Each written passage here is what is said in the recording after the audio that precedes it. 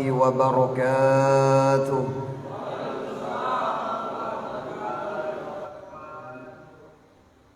Bismillahi masyaallah. Bismillahi la yadurru ma'asmihi syai'un fil ardi wala fis sama' wa huwas sami'ul alim. Alhamdulillah. Alhamdulillahilladzi hamdan na'imin hamdan syakirin hamdan yuwafi ni'amahu wa yukafi'u mazidah. Ya Rabbana lakal hamdu kama yanbaghi li jalali wajhikal karim wa 'azimi sultanik. Asyhadu an la ilaha illallah wahdahu la syarika lah wa asyhadu anna Muhammadan 'abduhu wa rasul. Allahumma shalli ala sayyidina Muhammad wa ala alihi wa ashabihi wa mawalah. Qala Allah Ta'ala, innallaha yuhibbut tawwabin wa yuhibbul mutatahhirin. Shadaqallahul azim. Allahumma arhamna bil Qur'an.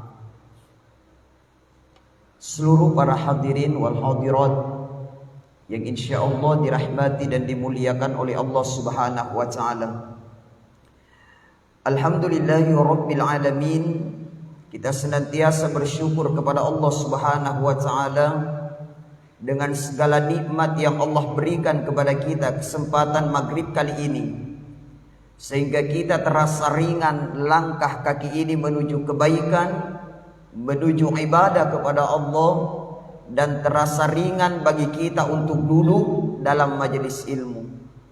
Karena kata Rasulullah Muhammad SAW, keistimewaan bagi orang yang duduk dalam majelis ilmu, kata Nabi, mereka akan diberikan ketenangan, mereka akan diberikan rahmat dari Allah, dan para malaikat akan senantiasa mengelilingi bagi orang-orang yang duduk dalam majelis ilmu. Malaikat senantiasa mengaminkan doa kita dan senantiasa memohonkan ampun untuk kita. Makanya kita selalu bersyukur dan berharap kepada Allah. Mudah-mudahan Allah senantiasa menjaga iman yang ada dalam diri kita, sehingga kita teguh dalam ibadah dan kebaikan, sehingga kita bisa istiqomah selalu hadir dalam majelis-majelis ilmu insyaallah. Salam selawat kepada junjungan kita Nabiullah Muhammad sallallahu alaihi wasallam sebagai nabi uswatun hasanah, teladan yang terbaik untuk kita semua. Yang tentunya insyaallah kita berharap mudah-mudahan kita mampu mendapatkan syafaat dari Rasulullah Muhammad sallallahu alaihi wasallam di hari kemudian, dan insyaallah semoga Allah bangkitkan kita berada di barisan Rasulullah Muhammad sallallahu alaihi wasallam. Amin ya rabbal alamin. Sesuai tema kita pada kesempatan maghrib kali ini, hakikat wudu. Ketika kita berbicara tentang wudu dan orang-orang yang rajin berwudu, itu sebenarnya banyak hal yang istimewa yang Allah berikan kepada kita. Suatu ketika Bilal bin Rabah didatangi oleh Rasulullah. Lalu kemudian Bilal ditanya, "Ya Bilal, apa amalan yang kau lakukan sehingga engkau masih ada di dunia tapi suara sandalmu sudah saya dengarkan di sorga?" Bilal mengatakan, "Ya Rasulullah, salah satu amalan yang saya amalkan adalah saya menjaga wudu dengan baik. Setiap batal wuduku ya Rasulullah, saya kembali berwudu. Setiap batal saya wudu lagi ya Rasulullah. Begitulah seterusnya amalan Bilal. Beliau menjaga wudunya dengan baik sebaik-baiknya. Bahkan Ali bin Abi Thalib suatu ketika berada dalam majelis ilmu bersama dengan para sahabat. Lalu kemudian berubah pucat mukanya Ali, berdiri dan mengambil air wudhu. Setelah itu kembali duduk kembali. Ditanya oleh sahabat, "Wahai Ali, apa yang menyebabkan tadi engkau pucat?" Maka Ali mengatakan, "Sungguh tadi wudhuku batal. Saya takut jangan sampai tiba-tiba ajal kematian menjemputku di saat saya tidak ada wudhu." Maka jamaah sekalian, penting untuk kita jaga wudhu dengan baik. Dan juga penting untuk senantiasa kita berwudhu, bukan hanya di saat akan melaksanakan sholat, tapi di waktu istirahat kita di malam hari sebelum kita tidur, biasakan diri untuk berwudhu. Dijelaskan dalam sebuah riwayat bahwa siapa yang berwudu lalu kemudian dia tidur, artinya ada wudunya dan dia tidur, maka sepanjang malam dia akan dijaga oleh malaikat sampai dia bangun kembali. Inilah istimewanya bagi orang-orang yang berwudu, akan senantiasa dijaga oleh malaikat sepanjang malamnya. Tapi ketika kita tidak wudu, maka tidak ada malaikat yang akan menjaga kita. Itu biasa ada orang ketika mereka tidur mimpinya aneh-aneh, ketindisan dan lain sebagainya. Kenapa? Dia tidur bukan ditemani malaikat, melainkan hanya jin iblis yang menemaninya sepanjang malamnya. Maka biasakan jamaah sekalian, kita memperbanyak wudu, membiasakan diri untuk berwudu di setiap langkah dan aktivitas kita. Namun dibalik itu Allah memang sayang kepada kita. Innallaha yuhibbut tawwabin wa yuhibbul mutatahhirin. Sungguh Allah cinta kepada orang-orang yang bertaubat dan membersihkan dirinya, mensucikan diri kita dengan wudu, membersihkan diri kita dengan wudu. Lalu kemudian apa makna dan hakikat wudu yang perlu kita amalkan di dalam kehidupan kita? Jamaah yang dimuliakan Allah, ketika kita wudu, maka hal yang pertama yang kita basuh adalah tangan. Hal yang pertama yang kita basuh adalah tangan. Ketika seorang berwudu dan membasuh kedua tangannya, maka Allah ampunkan dosa-dosa dari tangannya melalui sela-sela jari jemarinya. Maka karena tangan ini jamaah sekalian sudah kita sucikan di saat berwudu, maka perlu kita jaga di luar wudu. Jaganya bagaimana? Jaga tangan ini dari dosa. Jangan lagi pakai tangan kita untuk memegang yang haram. Jangan lagi pakai tangan kita untuk ngambil haknya orang. Jangan lagi pakai tangan kita untuk menyakiti orang lain. Karena apa? Sudah kita sucikan, sudah kita bersihkan tangan ini dari dosa, maka jangan nodai tangan ini di luar wudu. Setelah tangan, mulut, kumur-kumur. Ketika kita berkumur-kumur, maka artinya apa? Kita bersihkan mulut ini, kita sucikan mulut ini. Maka ini yang perlu kita jaga jamaah sekalian di luar wudu. Karena mulut ini sudah dibersihkan, makanya di luar wudu kita jaga. Apanya yang kita jaga? Yang pertama, jaga mulut ini dari makan makanan yang haram. Kemudian yang kedua, jaga apa yang ada di dalam mulut kita. Apa yang ada di dalam mulut? Apa beri yang ada di dalam mulut? Lidah. Lidah, jaga lidah ini dengan baik. Artinya apa jamaah sekalian? Karena mulut ini sudah dibersihkan, apa yang ada di dalamnya kita bersihkan, kita jaga dengan baik di luar wudu. Sudah kita bersihkan mulut, jangan pakai makan makanan yang haram. Sudah kita bersihkan mulut, jaga di dalamnya. Jaga mulut, jaga lisan dari perkataan yang tidak benar. Sehingga Nabi katakan, man kana yu'minu billahi wal yaumil akhir falyaqul khairan aw liyasmut. Siapa beriman kepada Allah dan hari akhir, falyaqul khairan aw liyasmut, maka hendaklah dia berkata baik, jika tak mampu berkata baik, aw liyasmut. Mulut yang ada di dalamnya Pak Ibu sudah dibersihkan, maka ini penting untuk kita jaga di luar wudu. Lidah, lisan yang terjaga. Kenapa lisan? Terkadang dengan lisannya orang akan dimuliakan. Terkadang lisannya orang diangkat derajatnya oleh Allah. Terkadang lisannya orang dimuliakan dan dihargai oleh orang lain. Tapi terkadang gara-gara lisan seorang akan jadi hina. Terkadang gara-gara lisan seorang akan didemo dan dibenci oleh orang lain. Betul tidak Bri? Gara-gara lisan yang tak terjaga. Bayangkan kita ambil pelajaran di balik kasus beberapa hari yang lalu. Yang didemo gara-gara lisan yang tak terjaga. Makanya saring. Kalau ada yang akan kita ucapkan, kita saring dengan baik kata-kata kita. Sudah kita bersihkan Pak Ibu mulut ini, maka jaga apa yang adalah mulut di luar wudu. Kemudian setelah mulut apa lagi? Langsung di muka. Hidung. Jaga hidung Pak. Hidung tak pakai ibadah. Artinya apa? Beri anu tak tomo kicium. Istri tak temu, pahala insya Allah.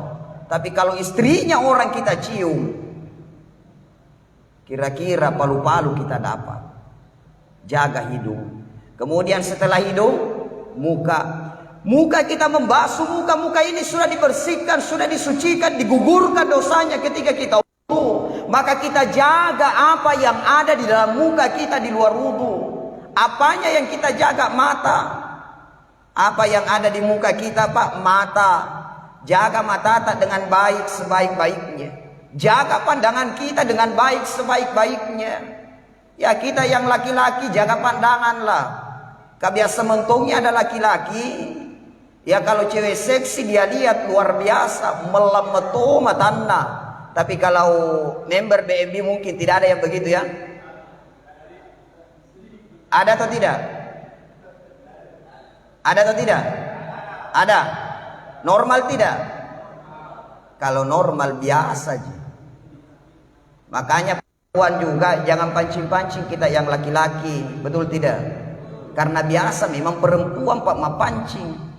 Dia mintongi selalu mau dilihat. Pakaiannya tidak cukup. Dari atas hanya sampai di atas pusar. Ke bawah hanya sampai di atas lutut. Dilihat berdosa. Tidak dilihat penasaran atau sedih. Maka modelnya. Maka sebisa mungkin mata ini kita jaga di luar wudu. Karena apa? Sudah kita bersihkan bagian daripada muka kita. Mata, hidung, mulut kita jaga dengan baik sebaik-baiknya. Di luar wudu dijaga itu. Setelah muka apa lagi? Tangan sampai siku. Artinya apa aja nak isi siku-siku. Hanya karena ingin mendapatkan jabatan. Mohon maaf. Sekarang banyak terkadang orang sesiku-siku ini. Saling menjatuhkan.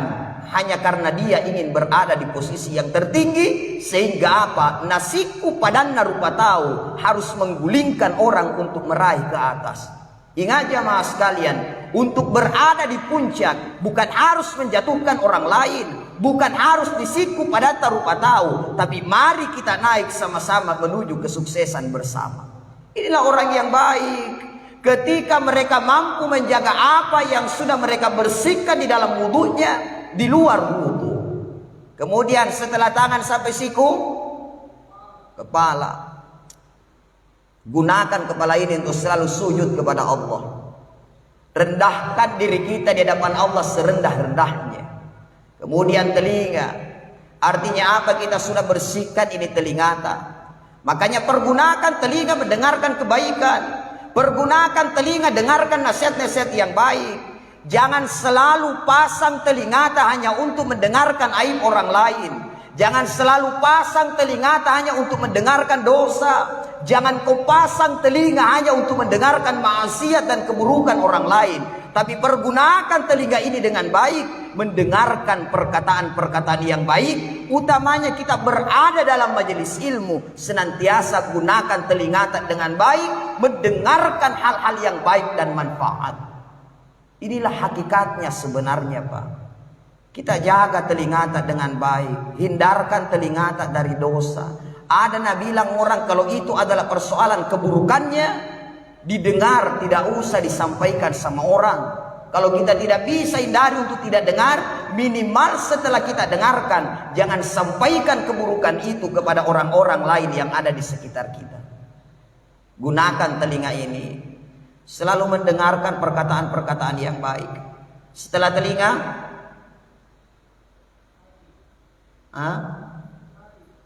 kaki. Setelah telinga, kaki. Artinya apa? Kaki ini Allah berikan kepada kebaikan. Makanya pergunakan kaki ini melangkah pada tempat-tempat yang baik. Jangan langkahkan kaki ini menuju maksiat dan dosa. Ringankan langkah kaki kita menuju kebaikan. Insya Allah semua akan jadi saksi di hadapan Allah Subhanahu wa Ta'ala. Sebab seluruh anggota tubuh Pak Ibu jamaah sekalian, semua akan jadi saksi di hadapan Allah. Dalam Al-Quran jelas, al-yawma nakhtimu ala afwahihim wa tukallimuna aydihim wa tashhadu arjuluhum bima kanu yaksibun. Pada hari itu mulut mereka tak lagi mampu memberikan kesaksian. Akan tetapi tangan dan kakinya akan jadi saksi di hadapan Allah terhadap apa yang telah mereka kerjakan. Maka ketika kita sudah mampu menjaga apa yang sudah kita bersihkan di dalam wudhu, keluar wudhu, inilah manusia yang baik. Mereka mampu menjaga tangannya setelah mereka bersihkan. Mereka sudah mampu menjaga mulutnya yang tergugur dari dosa di saat berwudu. Dia tidak biarkan lagi mulutnya untuk berdosa di luar wudunya. Dia jaga apa yang ada di wajahnya. Dia jaga matanya. Dia jaga hidungnya. Semua yang telah dibersihkannya dalam wudu, dia luar wudunya. Dia jaga tangannya untuk tidak saling menjatuhkan orang lain. Dia jaga telinganya, kepalanya selalu sujud kepada Allah, kaki pada kebaikan. Inilah manusia yang seutuhnya. Mereka mampu menjaga dirinya dari dosa-dosa, tidak lagi menambah beban dosa dari anggota tubuhnya. Jemaah yang dimuliakan Allah Subhanahu wa taala, kita berharap kita ini menjadi manusia-manusia yang baik, manusia yang selalu taat kepada Allah, manusia-manusia yang selalu menjadi orang-orang yang mulia di hadapan Allah. Saya kira persoalan wudu adalah persoalan yang ringan tapi keistimewaannya sangat besar untuk kita. Makanya jamaah maghrib yang dimuliakan oleh Allah Subhanahu wa taala, kesempatan maghrib kali ini saya mengajak kepada diri saya dan juga kepada kita semua untuk membiasakan diri perbanyak wudu. Ketika kita ingin keluar rumah, biasakan diri untuk berwudu. Biasakan diri kita untuk menjaga wudu kita. Kita mau perjalanan, tur dan lain sebagainya, biasakan untuk berwudu. Dan ingat, salah satu tempat diterimanya doa ketika kita selesai berwudu. Makanya dalam sebuah hadis qudsi dijelaskan, barang siapa mereka setelah berwudu lalu kemudian melaksanakan sholat tanpa ada doa di antaranya, kata Allah, berarti dia menyia-nyiakanku. Tapi kata Allah, siapa yang setelah berwudu lalu kemudian dia berdoa kepada Allah, lalu kemudian dia sholat sunnah, lalu kemudian dia berdoa lagi dan doanya tidak seterima, berarti saya menyia-nyiakan hambaku. Tapi kata Allah, saya tidak akan pernah menyia-nyiakan hambaku yang dekat denganku. Artinya apa? Perbanyak doa. Di saat kita selesai wudu, biasakan tinggal sejenak berdoa. Berdoa dulu kepada Allah. Allahumma ja'alni minat tawabin waj'alni minal mutatahhirin waj'alni min ibadika sholihin. Bahkan ulama mengajarkan setelah baca itu, baca surah Al-Qadar 3 kali dan silahkan berdoa minta hajatnya kepada Allah. Setelah itu baru melaksanakan sholat sunnah. Setelah itu berdoa lagi. Insya Allah itulah salah satu tempat diterimanya doa seorang hamba di hadapan Allah Subhanahu wa ta'ala. Hadirin jamaah sekalian yang dimuliakan Allah Subhanahu wa ta'ala, yang terakhir pada kesempatan maghrib kali ini, mari kita senantiasa basahi tubuh ini dengan banyak-banyak berwudu. Mudah-mudahan dengan wudu yang kita lakukan sedikit demi sedikit, Allah akan ampunkan dosa-dosa kita. Allah akan muliakan kita. Allah akan tempatkan kita di tempat yang indah. Karena sungguh Allah sangat cinta kepada orang-orang yang membersihkan dirinya. Biasakan berwudu sebelum kita tidur. Biasakan mengawali setiap aktivitas kita dengan wudu. Mudah-mudahan hidup kita semakin berkah di dunia dan berkah di akhirat. Dan insya Allah kita berharap kepada Allah, mudah-mudahan kita mampu menjaga apa yang sudah kita bersihkan di dalam wudu keluar daripada wudu, agar diri ini senantiasa terjaga dari dosa-dosa, agar seluruh anggota tubuh yang sudah kita bersihkan mampu kita jaga dengan baik sebaik-baiknya, sehingga akan menjadi saksi yang baik di hadapan Allah Subhanahu wa ta'ala karena terjaga dengan baik. Bayangkan Pak, ketika tangan ini memberikan kesaksian yang justru akan menyudutkan dan menyakitkan kita dari kemudian. Ketika tangan akan bersaksi, ya Allah, saya selama hidupnya di dunia hanya dia pakai untuk ngambil haknya orang. Ya Allah, selama hidupnya di dunia hanya dia pakai untuk mukuli orang. Ya Allah, selama saya hidup di dunia, ya Allah, saya sebagai tangannya bersaksi, dia hanya gunakan untuk memegang yang haram, ya Allah. Bayangkan ketika mulut kita jadi saksi yang nanti dari kemudian, tapi kesaksiannya justru akan menyakitkan kita. karena dia hanya akan mengatakan, ya Allah, saya sebagai lisannya. Dia tidak pernah pakai berzikir kepadamu ya Allah, dia tidak pernah pakai baca Al-Quran ya Allah, dia hanya sibuk pakai lisannya untuk menceritakan aib orang lain dan memfitnah orang lain. Pak Ibu, memfitnah orang lain, menjatuhkan orang lain disebabkan karena lisan kita sendiri. Yakin suatu ketika kita pun akan jatuh dengan sendirinya ketika kita ada niat menjatuhkan orang lain. Maka jangan coba-coba selalu menjatuhkan orang lain dengan lisan, karena bisa jadi hari ini orang lain yang jatuh daripada kita, tapi suatu saat kita akan jatuh lebih parah dibandingkan ketika kita menjatuhkan orang lain. Bayangkan ketika seluruh anggota tubuh kita memberikan kesaksian yang justru akan menyiksa kita di hari kemudian. Tapi mudah-mudahan apa yang ada dalam tubuh kita semua bersaksi baik di hadapan Allah. Kaki bersaksi, ya Allah, dia langkahkan saya selama hidup di dunia untuk melangkah kepada kebaikan, ibadah ke masjid.